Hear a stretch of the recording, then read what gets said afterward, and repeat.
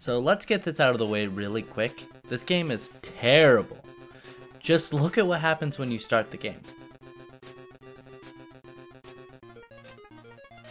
Now, do you see what happened? It did technically start the game.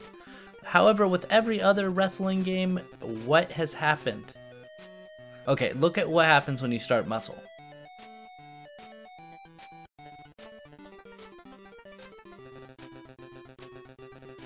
And let's lastly look at Tecmo Wrestling.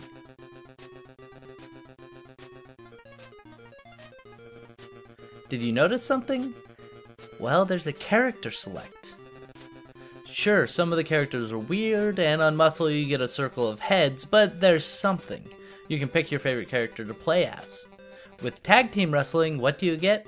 You just get thrown into the game. You don't know who these characters are, but let me tell you. When you start the game, you start out playing as the Ricky Fighters. Now, the only way I know this is because it is said after you win each match. It's also in the manual.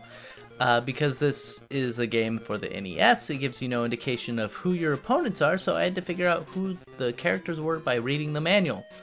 That's not actually a knock on the game, as it is made in the NES era. Not a lot of games actually had story in the game. You actually had to read it in the manual, so that's really an okay thing to have, but having to find out who they were in the manual is kind of annoying. They could have at least put the name of the fighters there.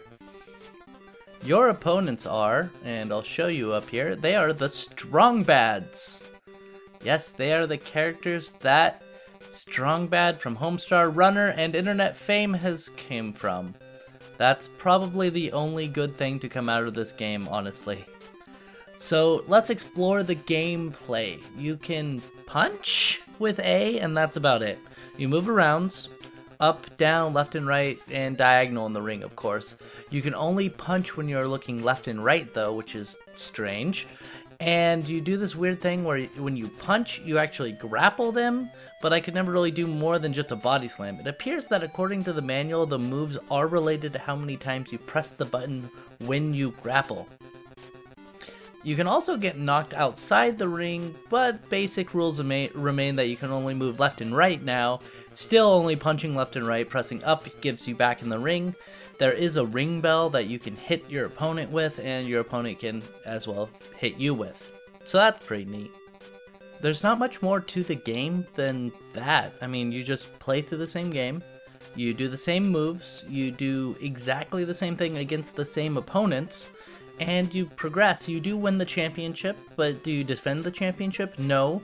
You move on to the next league. So you move from the basic league to the American League, and then on from there. I really couldn't get into this game. I would suggest not playing this game, honestly. This is the worst wrestling game I have played in my life. They may get worse as we get into the licensed material, but I doubt it. Next week, we will be reviewing those licensed games, and firstly, we're going to start with WrestleMania, because WrestleMania 32 is right around the corner, so that should be fun. That is the wrestling game that I actually grew up with, so hopefully it'll be better than this one. Remember that you can always press the little subscribe button so that you would always, get my updates and all that jazz. It really helped me with getting more views, honestly, as well. So, also click the little video to the left and you can see the Pro Wrestling review, which was the start of this review series. And on the right, you can get the last review, which was the Tecmo Wrestling review that I did last week. Thank you for your support, and goodbye.